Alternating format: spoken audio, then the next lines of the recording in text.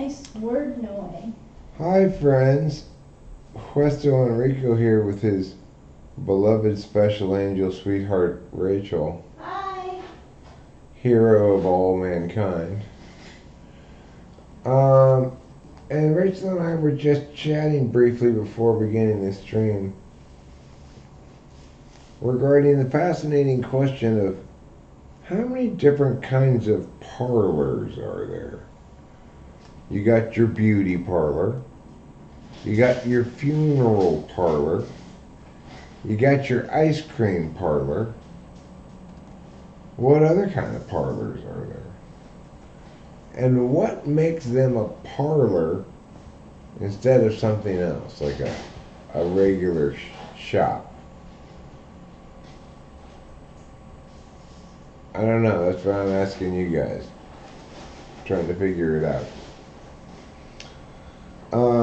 But Carmen, more importantly, what other kind of parlors are there besides ice cream parlors, funeral parlors, and beauty parlors?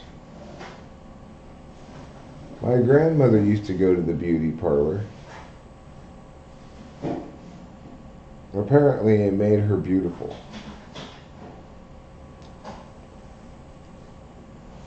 And as a secondary question, sex parlor. You know what? I think I have heard that expression before. A sex parlor. Sean Ryan Barron, we're talking parlors. The secondary question, besides what are the various kinds of parlors that there are? Ice cream parlors, beauty parlors, funeral parlors, sex parlors.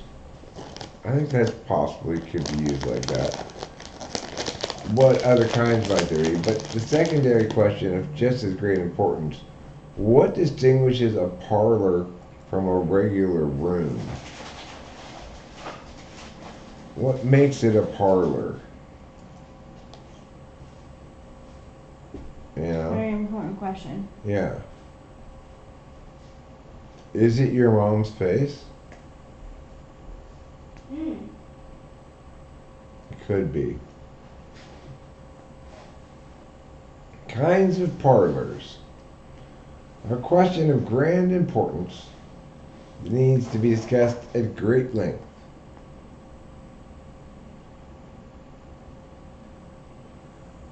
Parlors are the commercial spaces of the 1930s or something. Doesn't it seem like? Yeah.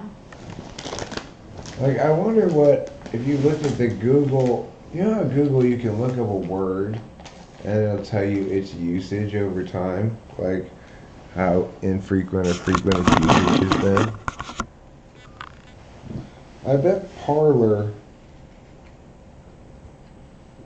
drug parlors, are a classier place to do your drugs than a drug den, I agree. Or even a drug house. Like a crack house. I don't go to a crack house, I go to a crack parlor. Yeah.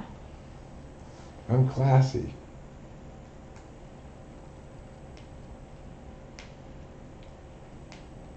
So anyway,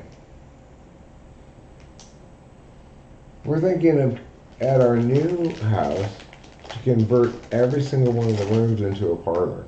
Ooh. Yeah. I think the main way you do that is you put a sign in each room that says, this room is a parlor. Did you say what kind of parlor it is? I think that might be a little risky. You don't want to limit its usability to just one thing. Okay. You might call it a general use parlor. General use parlor. Yeah. Or a gin pa, as it's known in the parlor community. Hi, Winston's mom. Hi, Winston's mom. A multi-purpose parlor. Okay.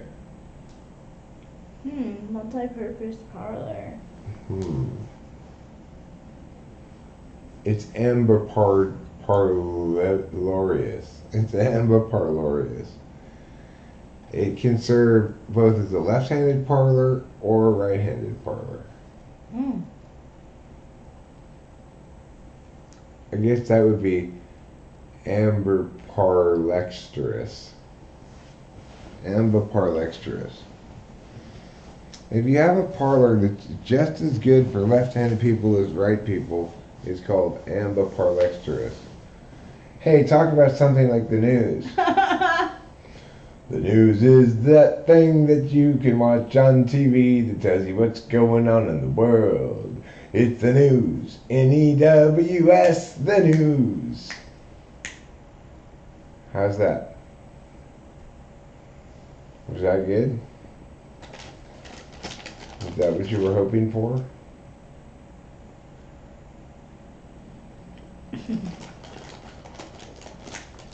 Well, I had something really smart the I did. He said, "Hey, peach rings. uh. You are cheating us with your hole. We're just going to get peach circle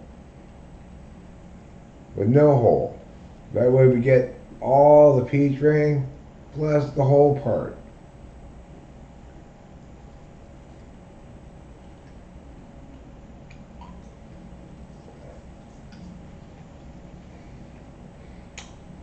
Why do INFJs fear the people who obviously love them might not? It's a great question.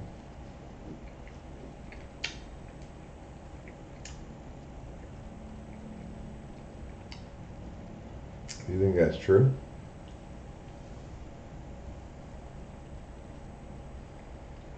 I think at times, yeah.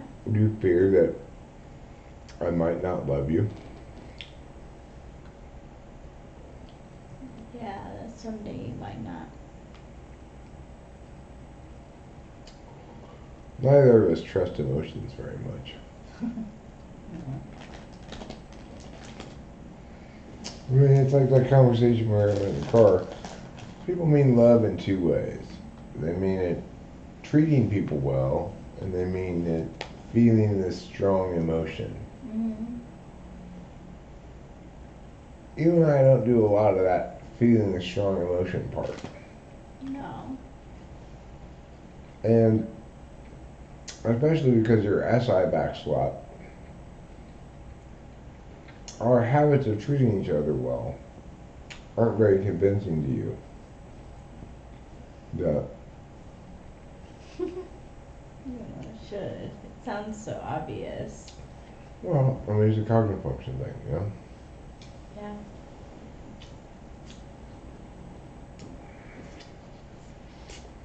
And you know what they say, you can't be a beaver with wings.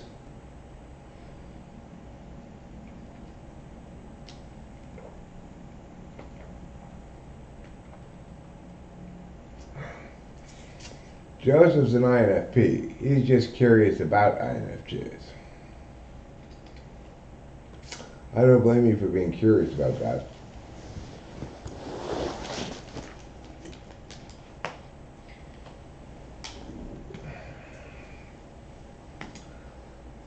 INFJs don't really love people. They just have people that they don't dislike. I love you. I know you do, darling. I'm just making a joke about INFJs. You know, everybody thinks they're all sweet and perfect and everything. But there's kind of a semi-permanent invisible eye roll going on.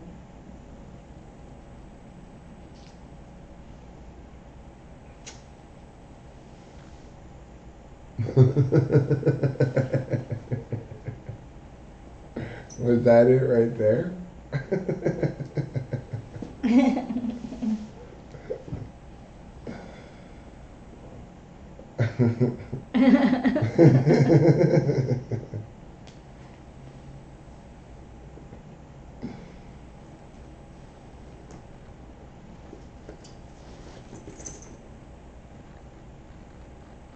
Oh yeah, I mean, I believe Rachel loves me authentically too. I just think that neither she nor I really knows what that means.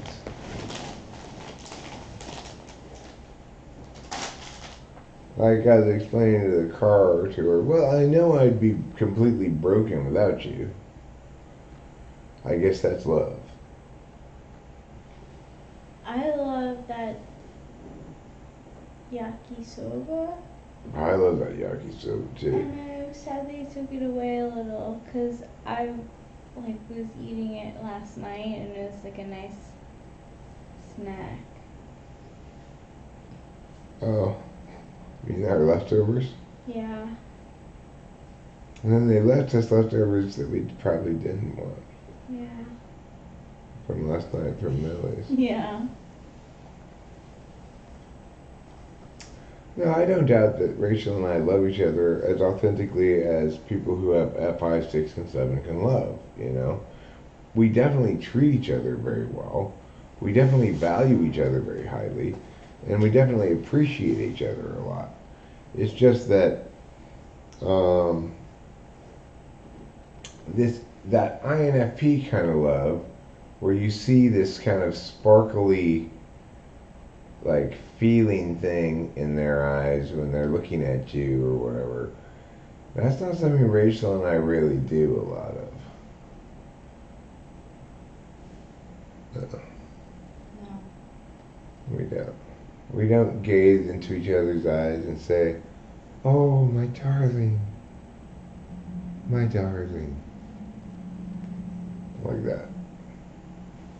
I'm looking up socionics relationship between INFJ and INFP. It's a bad one. Not a good one. It's like INTJ and ENTP. Not a good one. No, it's like INTJ and no, it's like ENTJ and ENTP. Not a good one. Not a good one. Quasi-identical.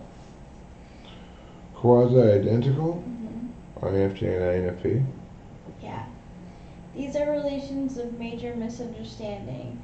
Quasi-identical partners can interact with each other in a more or less peaceful manner if both partners are thinking types. If they are both feeling types, however, they are likely to have argumentative relationship. Also, as in the other relations, personal attraction can be crucial to the peacefulness in their relationship. An absence of personal attraction may cause unnecessary internal tension resulting in conflict between partners. However, these arguments do not often last long. After both partners have released their internal tension, the perceiving partner is usually the first to show the initiative in reconciliation. There's more, but Yeah, it sounds like Liz and Corey. Doesn't it? Yeah, it does. You haven't known what day of the week it is in 3 years. Well, then how do you keep track of how long it's been since you last ate mushrooms?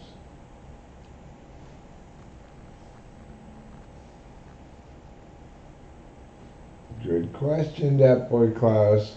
Good question. I guess you don't have to know what day of the week it is if you make marks on the tree or something. if I order yakisoba, would you eat it with me? I'm not hungry. You're not hungry? You can order it if you want, though. Is that being too indulgent? No, get it. You want to get yakisoba, get yakisoba. Are we being a little indulgent right now? Yeah. But we're getting a lot of promising news anyway. Yes. And we're not being so indulgent that we're we're guilty of spending chickens that haven't hatched yet. So go for it. You know. Thanks. Yeah. MBTI is different from socionics. How do I do it again? Guest services. Yeah. No, it's not really. It's just two both wrong ways of trying to get Jung right. Differently wrong ways of trying to get Jung right.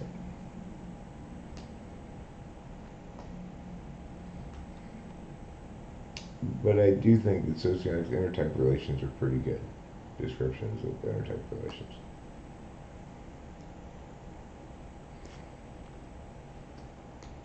And of course, the reason for that is Call back. And then if not, then I'll go downstairs. okay. And the reason for that is because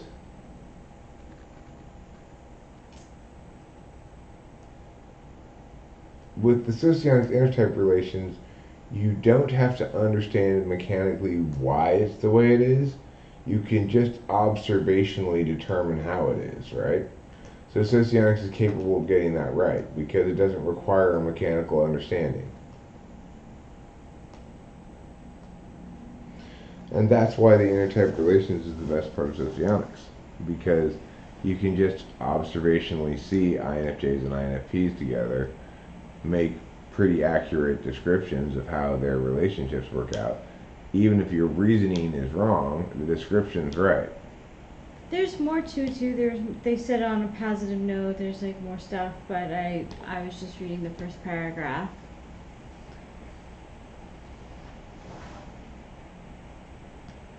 Yeah, I think it's actually quite instructive in that regard that socionics gets its intertype relations right, even though it has its modeling wrong, you know? Mm-hmm.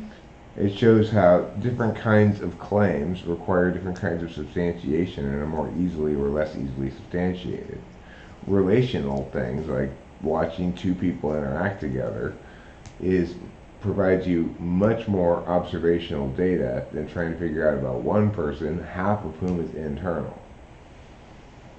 Because when you're looking at the interactions between the two people, where the conflicts fall, where the agreements do, how resolutions are attained and stuff, you can see that they are predictably consistent across time, and that makes it easy to be successful in describing intertype relations. Because, you know, even though socionics understands things incorrectly, I don't doubt that they generally probably type people pretty well with their system. You know, it's like better than a lot of approaches. They probably It's better than like that 16 personalities test. right, yeah. You know, they probably have a higher hit percentage than most any other typological framework than me. Yeah, I got ENFJ on socionics test. Right, and I also typed you ENFJ, Yeah. so Yeah, so it's the closest to right. yeah. So it's not like socionics is terrible as a tool. It's just wrong as an explanation.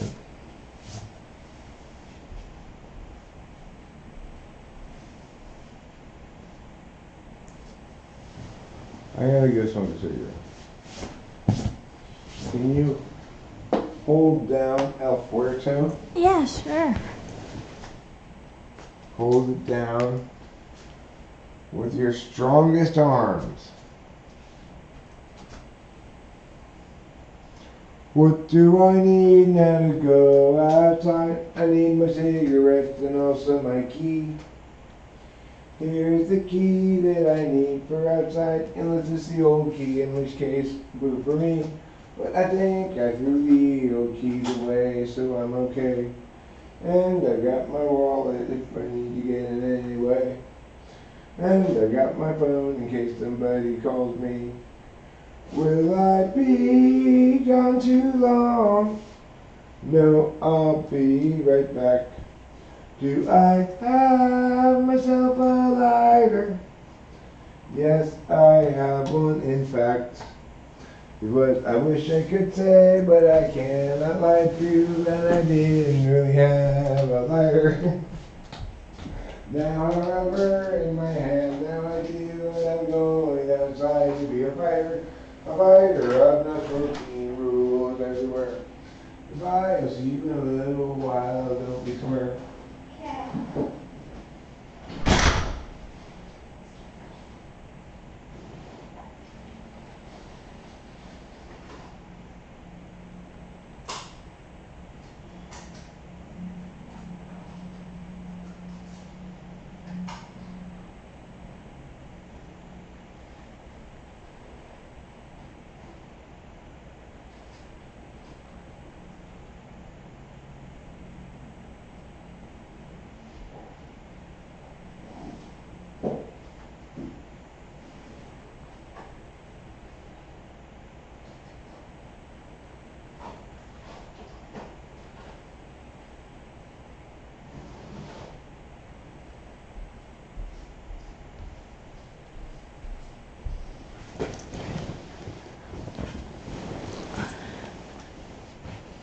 I think Carl Jung gets Jung gets cognitive functions right, and Eric has taken that model and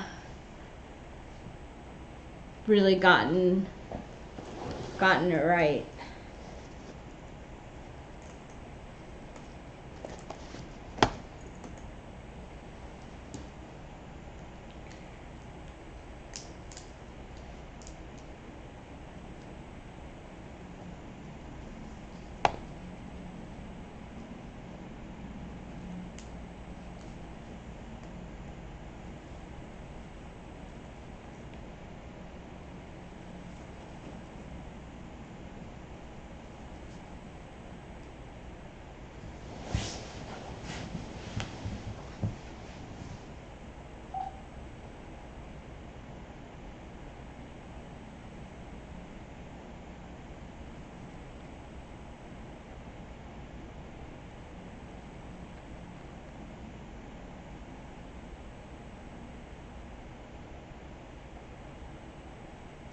Hi, I'd like to order room service.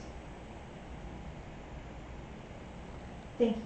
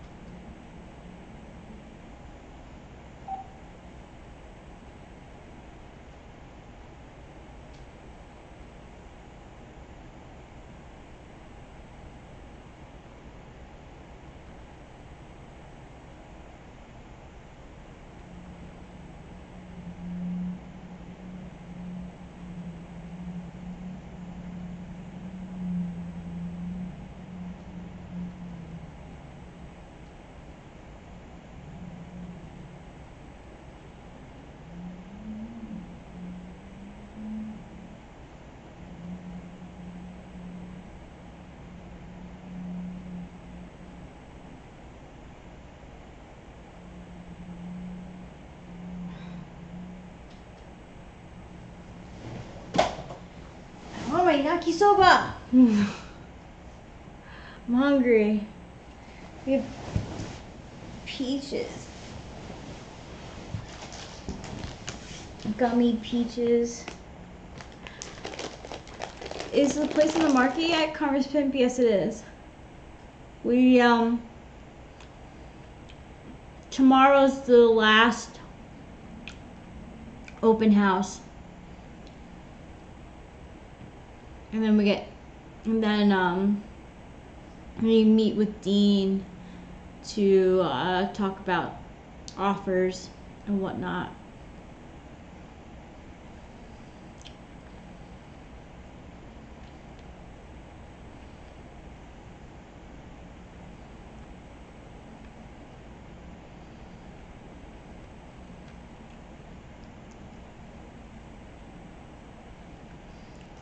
Similar Minds is okay, but it's also a lot of self-reporting.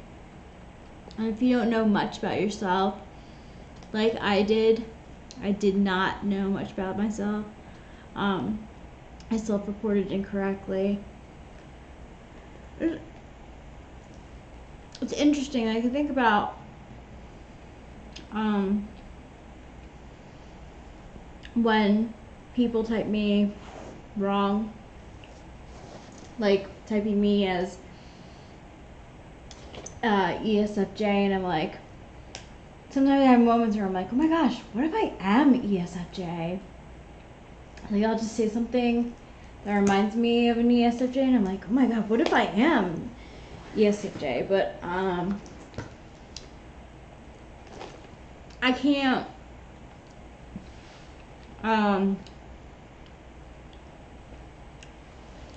my SI is not as good.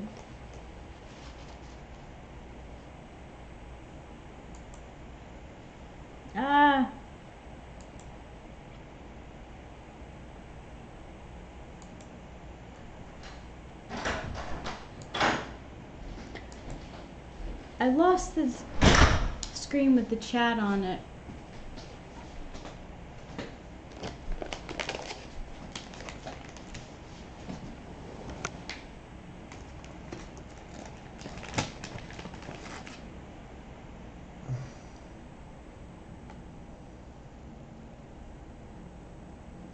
Oh, I'm not. It's like a fleeting thought.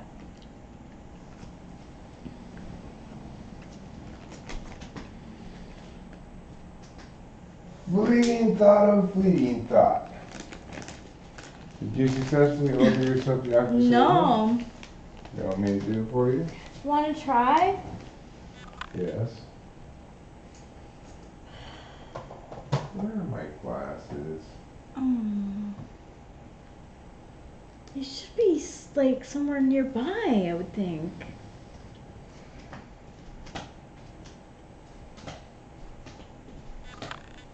I just don't see them anywhere. I guess they must be in the car. Yeah, maybe. I need to buy another pair of glasses. Be worth it. What is the number for guest services? It doesn't have a number. Which of these buttons says guest services?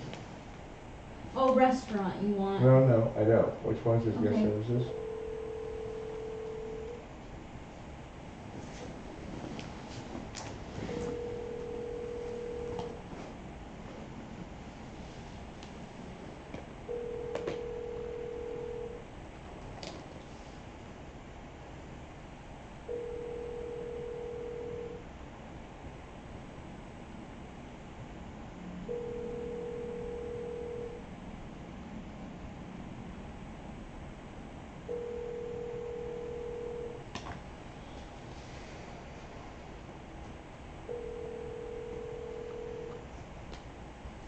Thank you, Winston's mom. It's like a creaseless clip.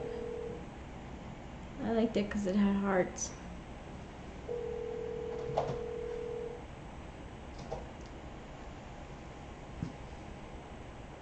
Did you already try guest services? And then I tried the restaurant, and the restaurant didn't answer. Cause what I got guest services.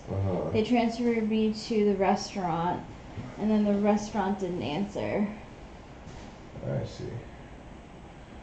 So that's why you tried to tell me to call the restaurant. Yeah.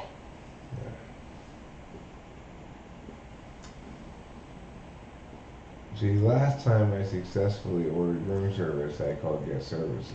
Yeah, me too. So that's Me probably too. why you tried guest services. Yeah, absolutely. And they took my order, guest services, last time. Right. I guess they're busy right now. It must be. It's like almost 7:30. Which one's the restaurant button?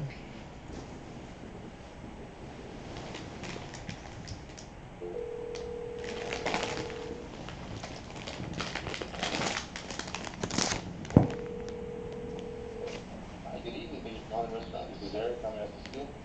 Hi, we'd like to order room service. Sure, Mrs. Strauss, what would you like? We'd like one order of yakisoba and 2 non-alcoholic Heinekens.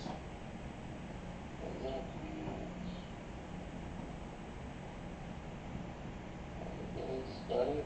Anything else? That's it. You got it. We'll get that order for you right away. Alright, thanks a lot. What? Bye. Thank you. Mm-hmm.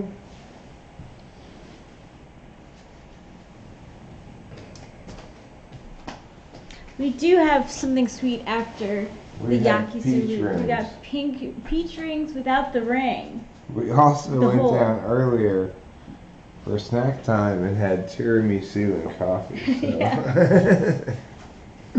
Today is the day of gluttony. Yeah. We got gummies. Oh my gosh. I took half a Klonopin. We got new weed. I smoked Nope, that. that was good weed. We got peach rings.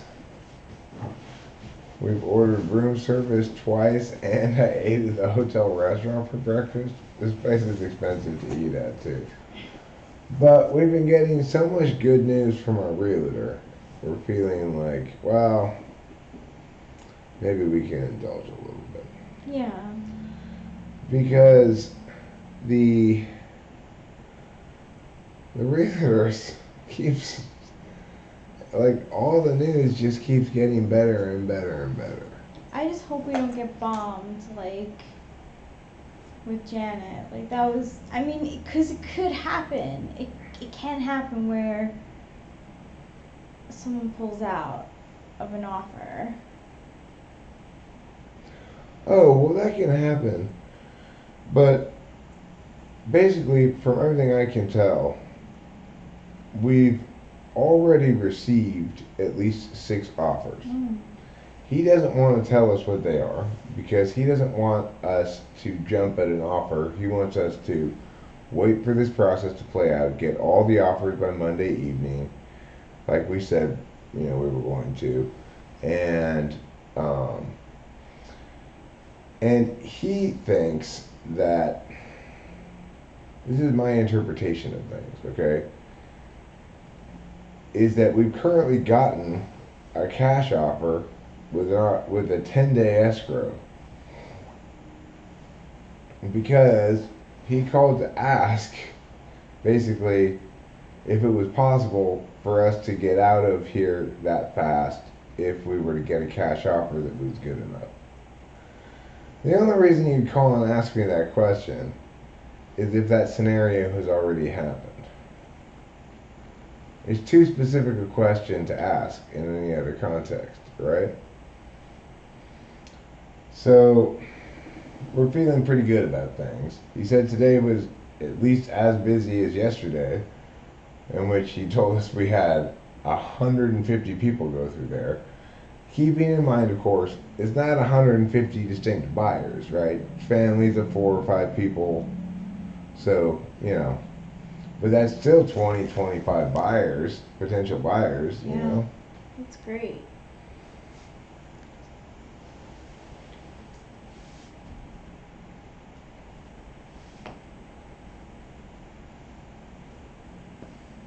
I'm not worried about Rachel worrying, attracting anything. Oh my gosh, and Rachel and I did some tarot stuff earlier, right? And she did a tarot reading for herself, and she got, as I don't remember if it was hopes and fears or where it was, but she got the 7 of Swords, which is known as the deceit card. yeah. And she immediately interpreted it as, oh my God, we're going to be deceived.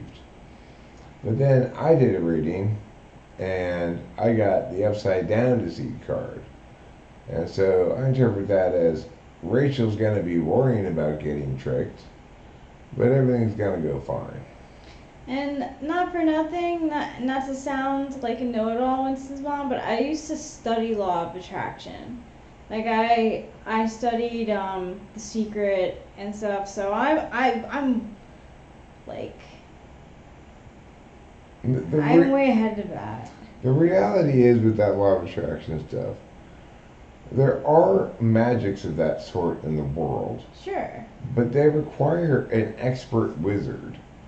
They're not they're not things regular people can do. And even expert wizards have a great deal of trouble doing them and probably at risk to themselves. Yeah.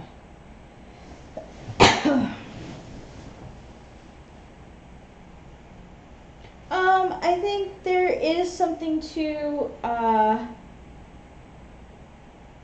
thinking positively and like attracting to the things that you want in your life, but we also live in a sensory world.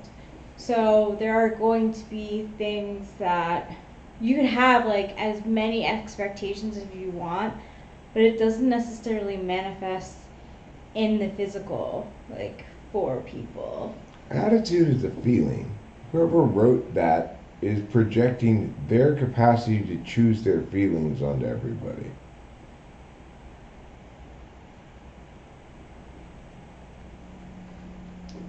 You cannot choose to be positive. I'm positive, but it's not because I choose to be. Positivity is a feeling. When shit's horrible, I'm not feeling positive. Again, I don't get to choose my feelings. Yeah. And like in sports, you can want your team to win as much as possible, but the truth is that like your thoughts can't make them win. Right. That's not how magic works. Wordsmithing has the power to do magic.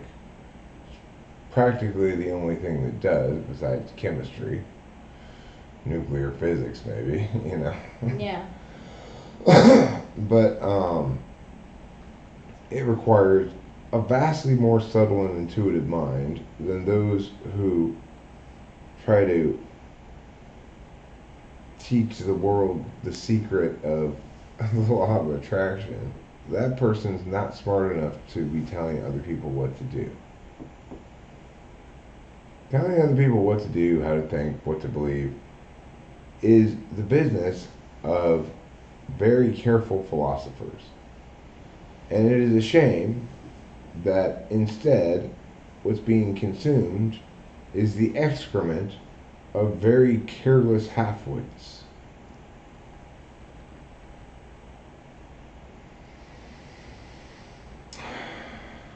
Well, Winston's mom, that's a very complicated question to answer.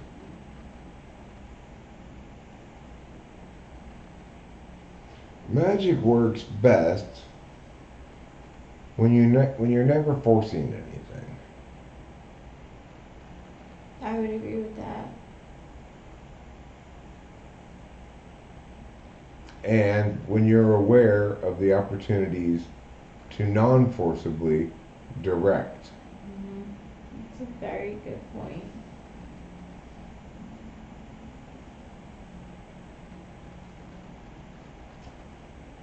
But, you know, that's tricky stuff.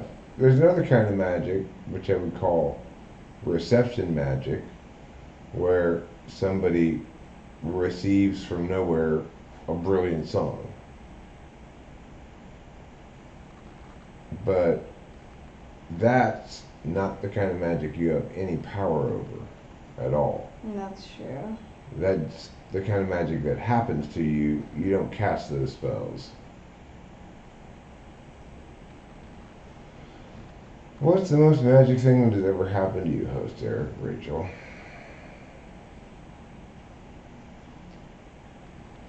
Um, guess Rachel? I was gonna say you also, actually. Yeah. That's what I would say. Yeah. Because as we've been chatting lately, Rachel and I are both terrible at picking relationship partners. I'm not gonna lie, when, years back, when I was, thinking about law of attraction, I was like, if law of attraction works, then why is this guy Eric with this woman Kimberly, they're not good for each other? And literally the next day Eric and Kimberly broke up. So Yeah, but this is the most magical thing that's ever happened Yeah. to me. This is the most magical thing that's ever happened to me too. It solved both of all of our problems. Which is how does that happen? You know? Yeah. It's crazy. And if you think about Rachel's situation before she got with me, talk about ninth inning grand slam when you're down by 3 runs, to win the game. Wow.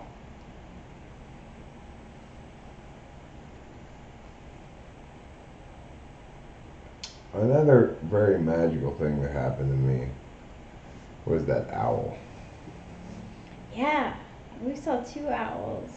But the first one was that. I mean, the owl that showed up at our house on a wire in a place where I have never seen owls before. A giant owl sitting on the wire looking over our front yard right after Rachel and I had a conversation about whether my dad was watching us. And we pull into my driveway and we look, and there's this giant owl that doesn't exist in Arcadia sitting on the wire looking at us. And I've been in the area for 50 years. I have never one time in Arcadia seen an owl.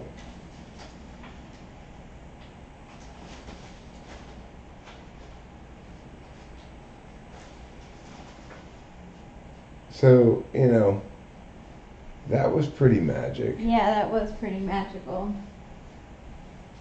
I was just like, you gotta be shitting me. For real, I was too. You have got to be shitting me. Another rather magical thing that happened one time was the time that Corey and I were driving around, and he said those people are following us, and I said, they're not following us, you're crazy. And then I started driving different corners, and it turned out they were following us, and I was speeding up, and they were following us and chasing us, and eventually I lost them, but I was like, number one, why were those perfectly ordinary guys in a perfectly regular looking car following us? Number two, how the fuck did you know?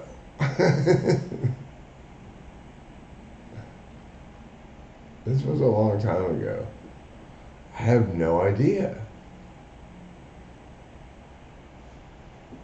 I have no idea what they were doing. Yeah, Why they were so following us. weird. Nor do I have any idea how Corey knew they were following us. Yeah.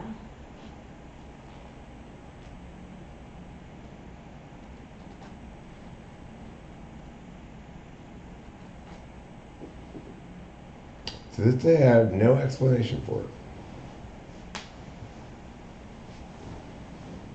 I have to pee.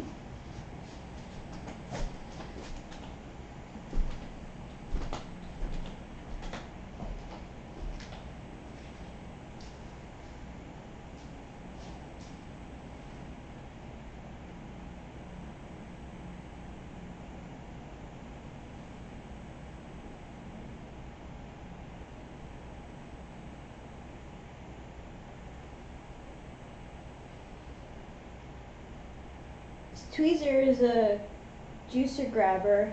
Oh yeah? Well, they should be. They were so fancy tweezers, we had to break them off so we didn't have to get them unlocked. Mm-hmm.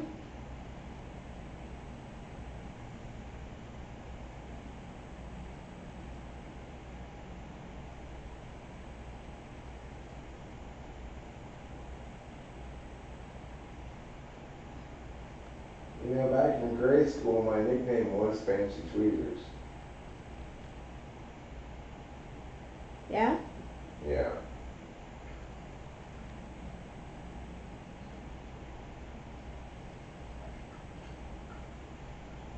Why is that?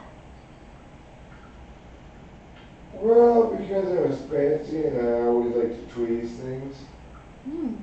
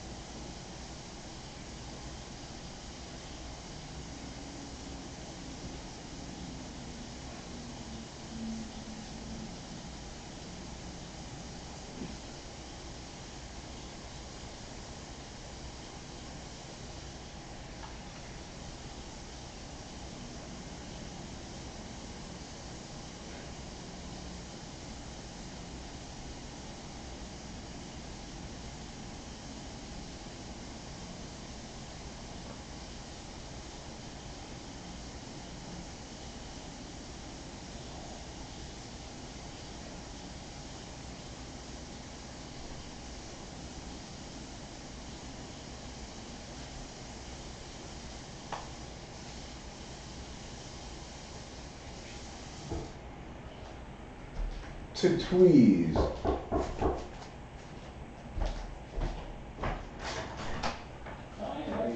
Good. Okay. Okay, sure. Come on in.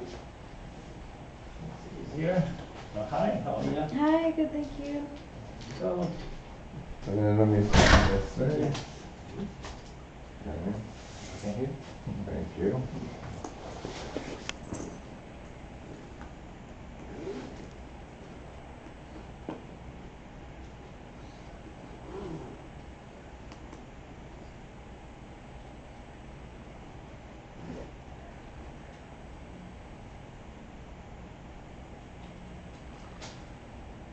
Perfect, thank you so much. Thank you. Thank you. Have a good one. Bye. Have a good night.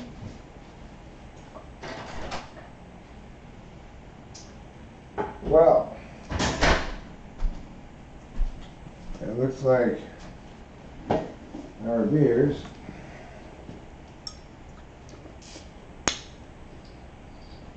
Rachel got yakisoba. Yeah. If you've never had yakisoba before, you're missing out. Yes. Let me tell you, yakisoba is delicious. Here you go, my darling. Thank you. And since it's just you eating, you can have the whole tray. Wow. Yeah. That's so nifty. Last time we had room service, I was a bit of a dick. And I kept the wooden tray part for myself. Rachel just ate the plate on top of the thing. I wasn't being very chivalrous last time, Rachel. I'm sorry about that. That's alright. I still ate my food. I didn't think anything of it, really. Isn't it better with a wooden box, though? Mm-hmm. Yeah, it is. If I had been a good chivalrous man, I would have given you the wooden box last time. But I was being greedy and selfish, and I kept a wooden box for myself. I actually didn't really do it on purpose, it just kind of ended up that way. But Yeah. yeah, that's the truth of it. But once it did end up that way, I thought, oh, I got it way better than Rachel. I got the wooden box. No, this is called yakisoba. Okay, I will put it more towards racial. So you can have one of those Korean eat food live streams. What are those called? Those Korean eat food live streams? I don't remember. No, it's called YAKISOBA. Yakisoba.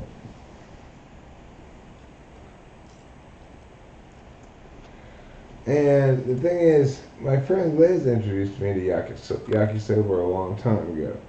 There's a kind of yakisoba you get at the supermarket. It comes in packages with water, so it's wet, inside the package, and the noodles are wet. And then it comes also with a flavor packaging thing in it. And then you put it in the pan, you fry them up, you put the flavor stamp thing on, the flavor packet thing on top of it, stir it up some more. Bada bing, bada boom, you got yourself instant yakisoba. But this yakisoba is way better because it's got a lot more stuff in it than just noodles and flavor packet. I mean, you gotta try it. It's delicious. Rachel never had it before either. And since she got it the first time, it's like all she wants to eat. Mhm. So that's how good yakisoba is.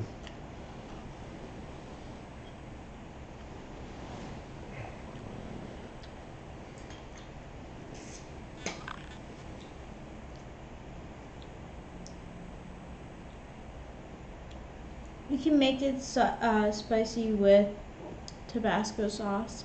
Show them the adorable little bottle of Tabasco sauce they gave you. Isn't that adorable? It is adorable. You know who would like that little bottle of Tabasco sauce? Who? Tiffany. Tiffany! I think we should keep that adorable little bottle of Tabasco sauce.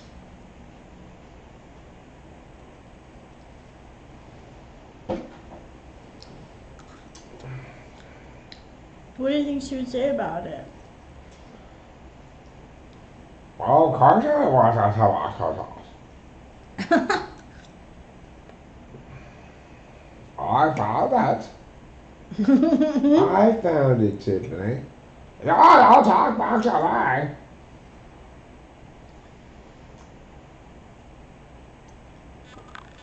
Genexia was always drinking Dr. Pepper in the streams. Well, at the moment, we've been drinking a lot of Heineken Zero because that's the non-alcoholic beer that the hotel has.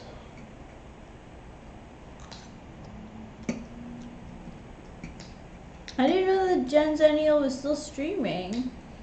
I saw this one stream that he said he wasn't going to be streaming anymore, so I unsubscribed. Oh, you shouldn't have believed him. No. He's just been streaming, reaming, and creaming. Mm. All day long. All day, every day. All day, every day? Every day.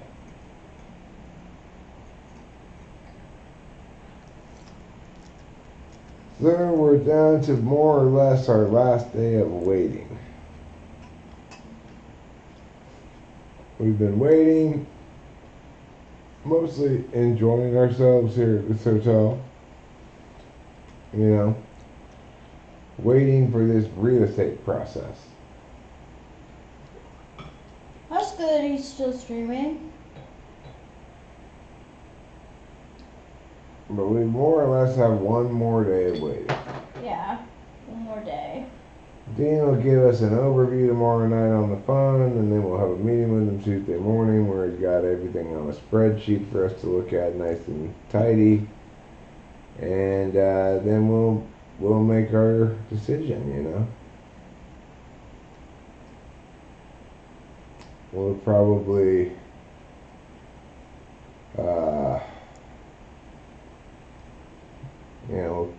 we'll definitely call Delilah, see if she can go to the meeting with us. Could the girl care any less? I don't think so, but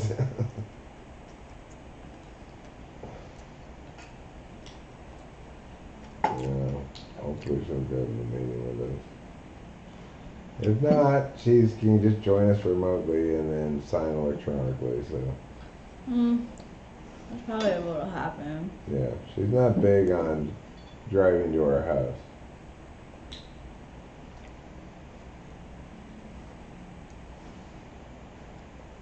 What's AutoCAD?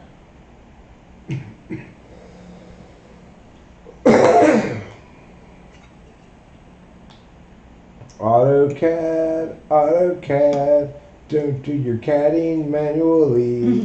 AutoCAD, AutoCAD, it'll CAD for you and me. It's not like, This is a song for AutoCAD. would AutoCAD be like, is that short for caddy? I don't know. Mrs. Mom's the one who used the word.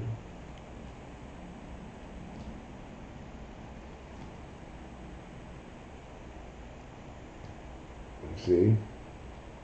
I didn't even know that he was doing work for AutoCAD, whatever. Oh, it's like engineering software for design. Ooh la la. Software design. That makes me cream my panties.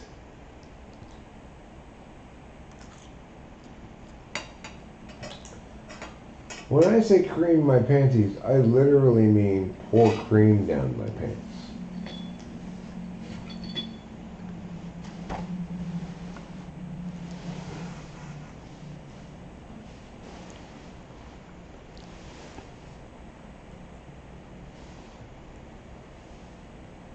Pouring cream down my pants is the best way to cream my panties. Earlier today we were smoking bong rips, but we had to pour out the bong water because we had to use all 4 drink holders for drinks. This is a real first world problem. Because we're staying at a hotel 5 minutes from the house we're selling, we have continually one of our drink holders occupied by the bong. Now, what do you do when you have 4 drinks? Well, then you have to pour out the bong and make room for the 4th drink. It's your only option, really. So, we did that.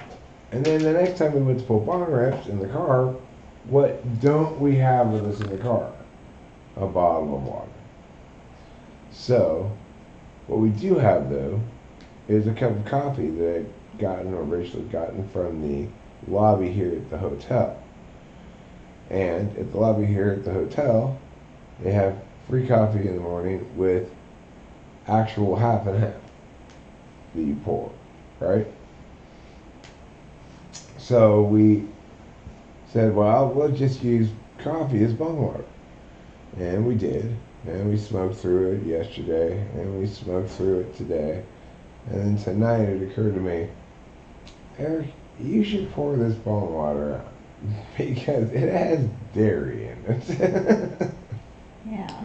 And that's likely to get pretty gross if you don't do something about this. So I did. I went ahead and I poured out the bong water. Or bong coffee, you might call it. And I don't regret it. I don't regret it. What it's going to require of me is to remember to bring that bottle of water to the car with me next time I go. We'll do a 1 rinse, and then we can put new water in it. Hey, new here. Well, Squid Drew, you are new at the single greatest place in the world, talking to fence people. And today is the luckiest day of your life. Because today is the first day that you get to hear the golden dulcet tones of Eric talking. Right now, I'm talking about how lucky you are. But don't worry, There are many more exciting conversation topics to come. We'll be talking about cheese. We'll be talking about tuna fish. We'll be talking about a cheese and tuna fish milkshake. All of it. It's really a gem, though, for your awesome dude Lumafau. Well, thanks. Yeah, thanks. You're awesome dude Lumafau, too. Right now, Rachel and I are stuck in a modern art museum Yep. with with representations of mountains behind us. Naturally, because it's an art museum, we're eating art food, yakisoba.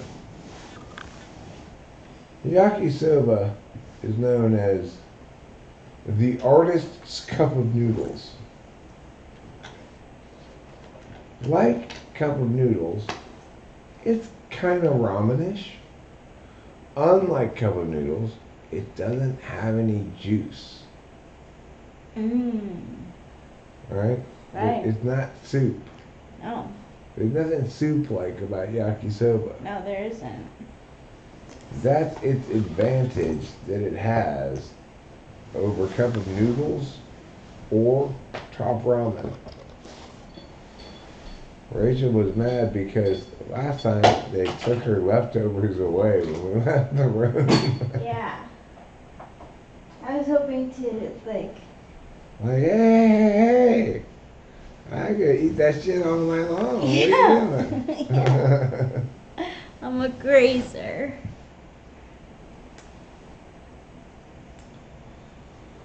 Yeah, I'm a grazer too. It was to learn how to be a medical health advocate. I'm not sure of the COVID name.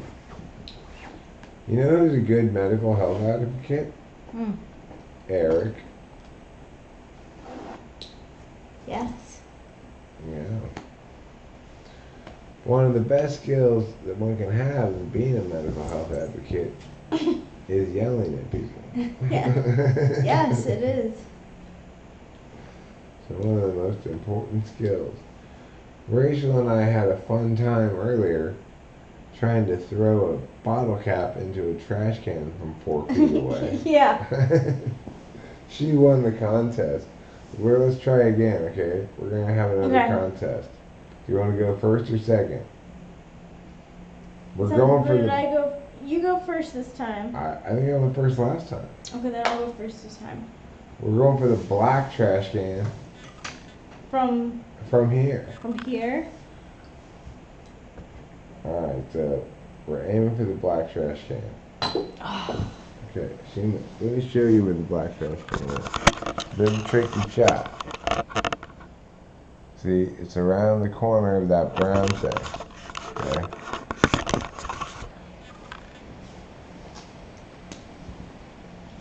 This is a test, North Korea. This is a test, DPRK. Will you pass it or will you fail? I am guessing you'll fail.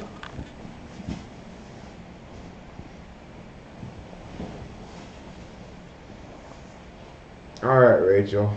Okay. Watch this. Tell you what. You film my shot. And I'll film your shot next time. So it's a trash can. There we go. Here we go.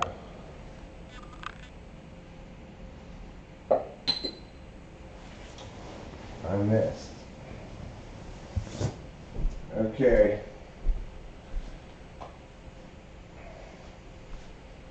Now it's Rachel's turn to try to win the game and throw this into the trash can.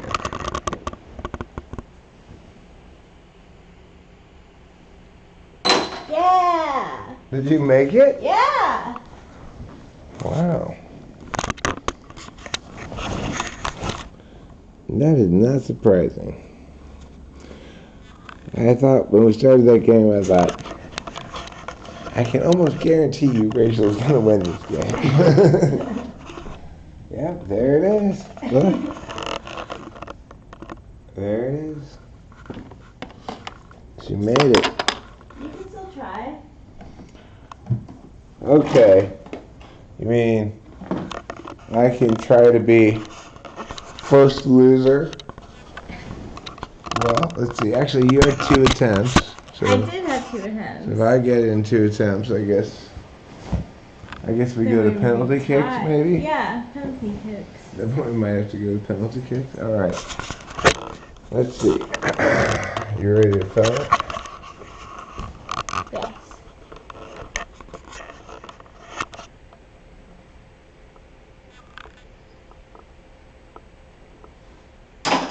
You got it in! Ooh, Right? I did. Oh, now I have to go to penalty kicks. This is like college overtime. We each get a turn on offense, right? All right, so 1-1.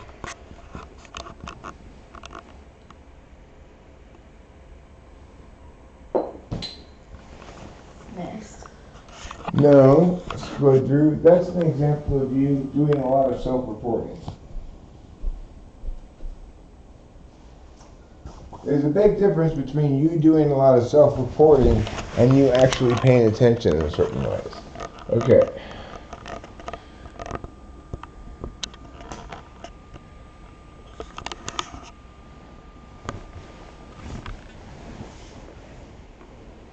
For the win. Oh! I won! I'm amazed. I'm so happy for you. Thanks.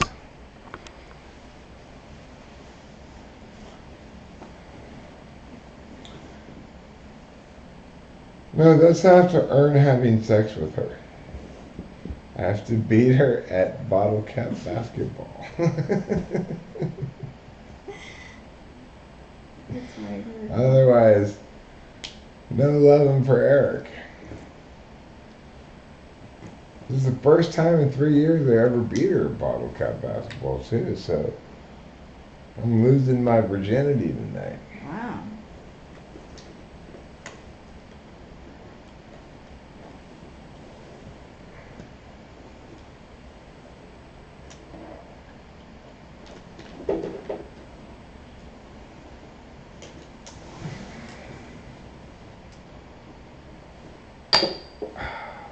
Not that time. It's called pressing your luck.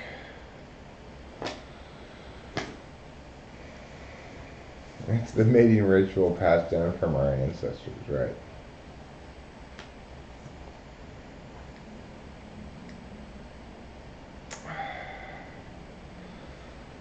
So, I'm feeling a couple of conflicting, multiple emotions right now. One of them, I'm excited, I'm happy. One of them, I'm a little bit nervous because I want to make sure, no counted chickens don't hatch. Right? Yeah. I'm a little bit country and a little bit rock and roll. That's always a problem. I'm a little bit like having fun and a little bit bored because I'm ready to move on to the next stage of things,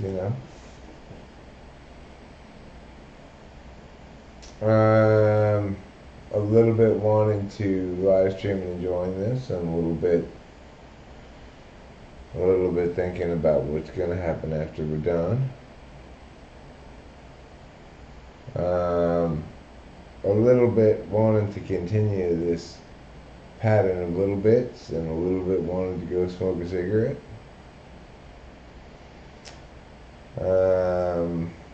A little bit of a Coke drinker, but a little bit of a Pepsi jacket wearer. I like that.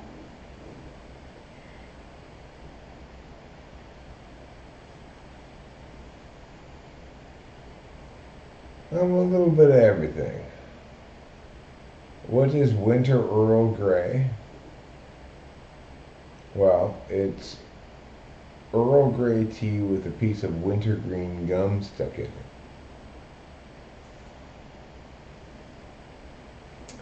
Do you know what kind of soap, what kind of shampoo Rachel and I are enjoying inside of our shower here at the hotel? Peppermint.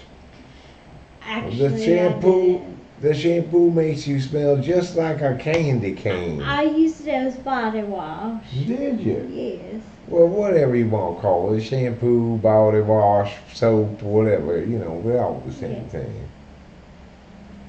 Anyway, I have never encountered a soap that made you smell like a candy cane before. Me neither. It really does smell like a candy cane. And Rachel and I, since we've used it, have been swarmed by elves. Yes, swarmed by elves. Yeah, now they got nothing to do because Christmas over. Oh, Christmas is over, but they. But they I think, attracted to the smell of candy canes. now, do you think they made it so that the elves? They made it peppermint so the elves can come and take down all the Christmas trees. Is that part of being a job of an elf? I mean, I think sometimes they get pushed into it, but it's not in their job description. Oh. It's one of the big union complaints from the elf union. Those poor elves. Supposed to get triple overtime if they got to take down the Christmas tree. Because they only get paid 1 chestnut per hour. 1 chestnut per hour. Elves get paid in chestnuts. Supervisor level elves get paid in roasted chestnuts. And management level elves get paid in chestnuts that have been roasted over an open Oh, fire. that sounds lovely. Yeah. All of the North Pole is driven on a chestnut-based economy. Of course, in the North Pole, chestnuts are what they call breasts. Now, do you think the North Pole is ready for Christmas to be over? Oh yeah, by the time it's January or whatever, the North Pole does not. January 8th. It's January 8th. The I North wish it Pole was do not make over. the North Pole do not make the same mistake this hotel make. Okay. North Pole take down their Christmas decorations December 26th. I believe it. I mean, they've been working on everything so long. You ought to also remember they put them up July 4th.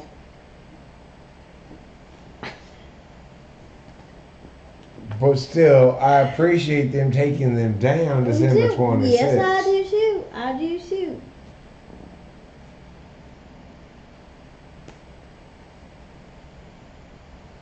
Why do Southern women fan themselves when a handsome man walks by and say, "Oh my, it's awful warm in here"?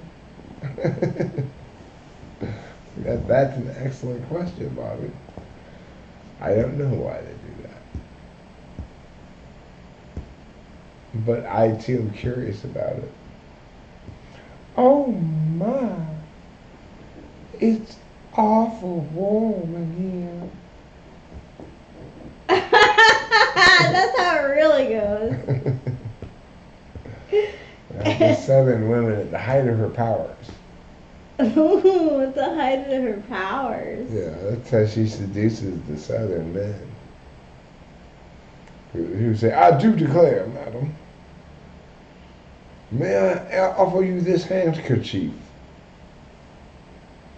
"Oh, I have the vapors on my forehead." Oh, the vapors.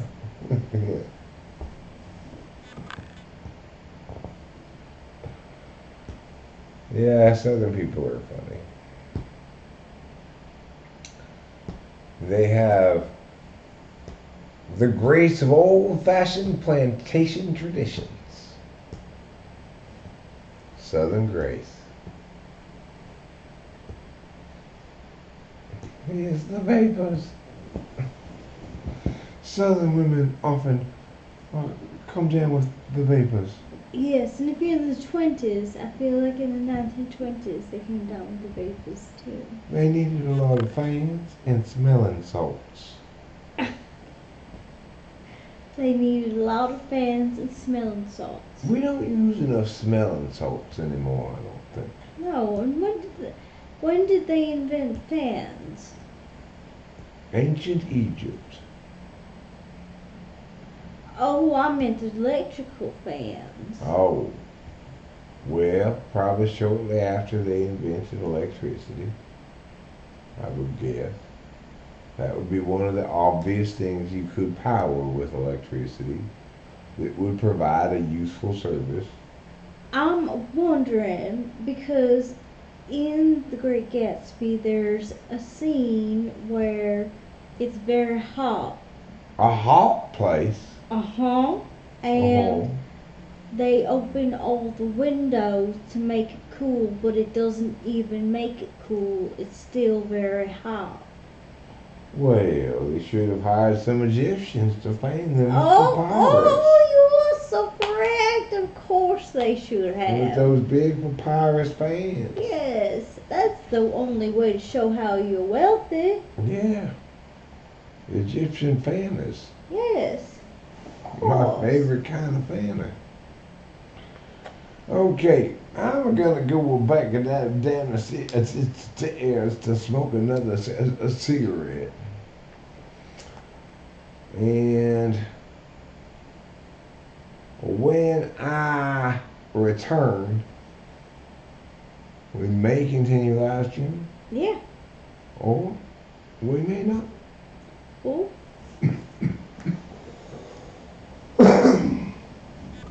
As they say in the novel The Great Gatsby, one never knows.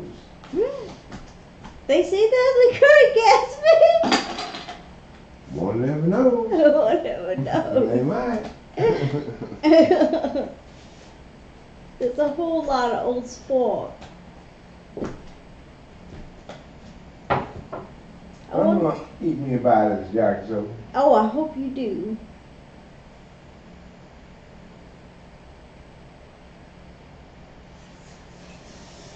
Mmm.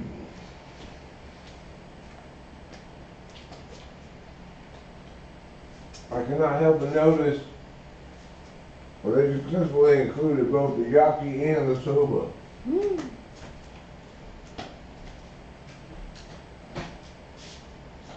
The yaki and the soba. Yeah.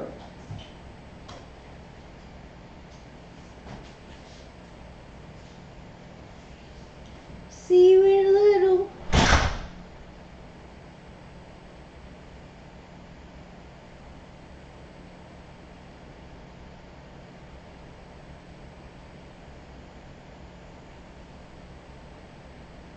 Tender as the Night was written by Zelda? Or was it like Tender as the Night is good because F. Scott Fitzgerald stole from Zelda? That was when I learned about F. Scott Fitzgerald. I read that Tender as the Night was his first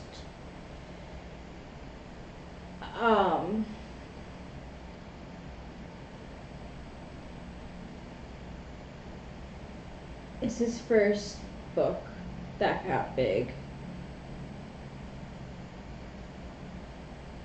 So,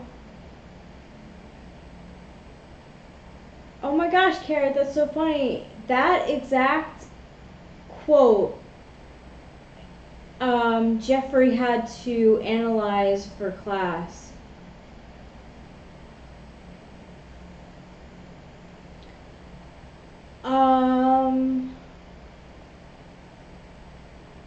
Zelda is named after You know, Legends of Zelda is named after Zelda Fitzgerald.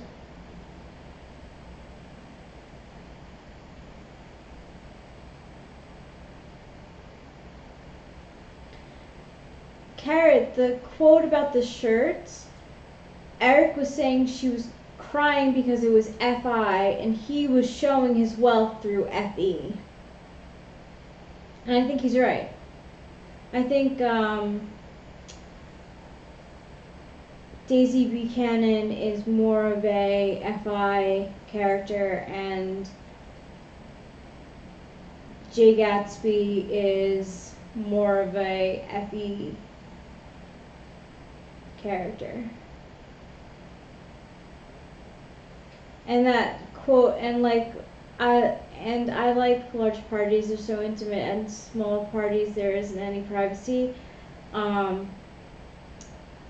That's said by Jordan Baker, I think her name is, and she's one of my favorite characters. She's so like snooty. I like her for some reason. I mean, she's not a likable person really, but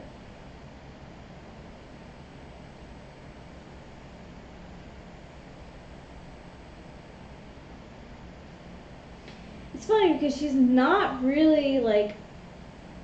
So Jordan Baker is Daisy Buchanan's friend in The Great Gatsby, and she's a flapper girl, like one of the early flapper girls. She's independent.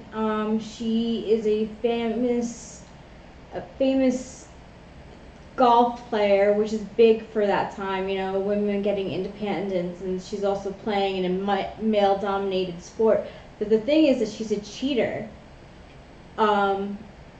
Nick Carraway, who's the narrator of the story, says that he remembers Jordan, and he remembers Jordan because she moved during a game of golf. She was found cheating. She moved the ball from one place to another, and that's against the rules of golf. And yeah, and that's why he knew her. And he said that actually in the book too, he says that there's not a word of truth that came out of Jordan's mouth. That Jordan was known for lying. And she constantly sat with her chin, like balancing a ball on her chin, like this.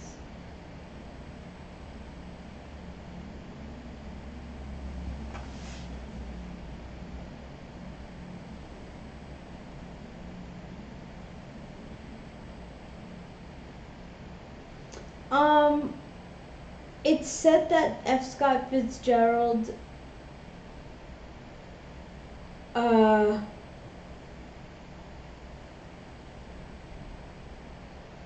used Zelda's diary for inspiration for his writing, almost copying word for word what she had to say in her diary. So it's said that he has stolen Zelda Fitzgerald's writing.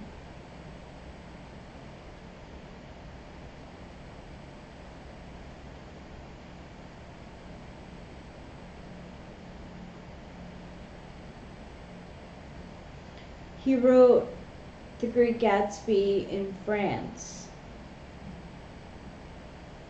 And it's sort of about Zelda Fitzgerald as The Great Gatsby, but it's actually more about this other girl, Generva. Hold on, let me find out. F. Scott Fitzgerald, Generva.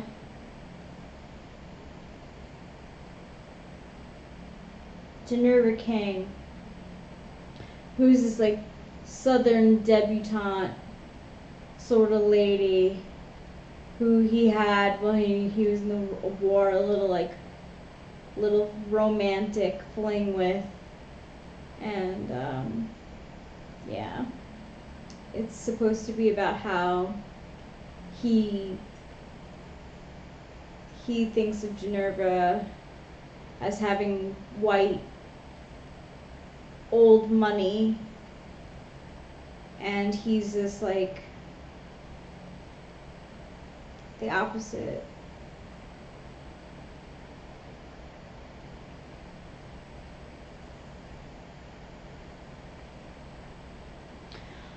Honestly, I'm not even gonna lie, I didn't even read the book The Great Gatsby. I audio listened to it on YouTube. There's an audio book of The Great Gatsby where Jake Gyllenhaal narrates it, and it's like way easier than reading.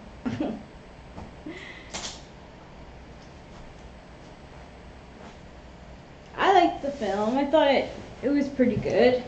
It didn't keep totally to the book, but I thought it did a pretty good job. I can guarantee you it did a lot better job of keeping to the book than The Curious Case of Benjamin Button. Oh my god. Who even directed that? Was it David Finch? The Curious Case of Benjamin Button is a 25-page long story. And they made it into like almost a 3-hour movie. It's ridiculous.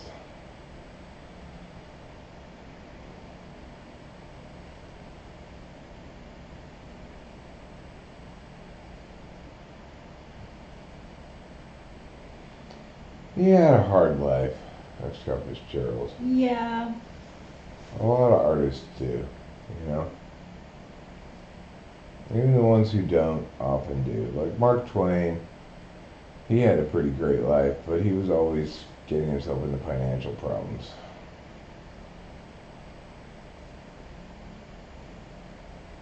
Or like Edgar Allan Poe, he had a horrible life. He had a lot of people who didn't like him. A lot of people. He made enemies in the literary field, and his love died, and yeah.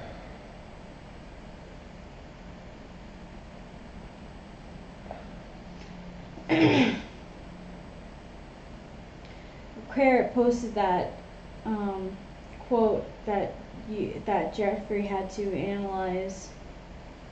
Oh yeah? Yeah. Scroll up a little bit.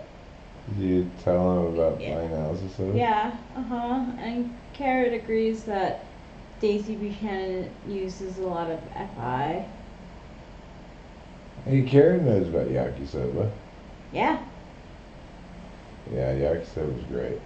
It's basically ramen without the soup.